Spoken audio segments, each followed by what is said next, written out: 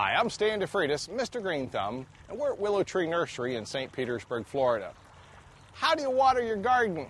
Well, a lot of people just use a lot of pressure and wash out their little seedlings and small plantings. So I guess the key is to be gentle. Now, one of the nice things about some of these watering wands is that they've got a turn off and turn on device on them.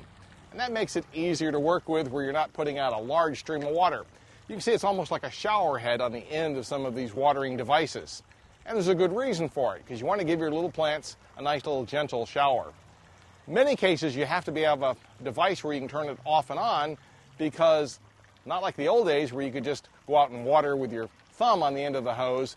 There's actually sometimes water restrictions in certain parts of the country where you have to really say water's on, water's off. Now, the oldest way, of course, would be just a simple watering can. And even with a watering can, most of them have devices on the end that kind of make it a bit more of a light shower, if you will, as we water these nasturtiums.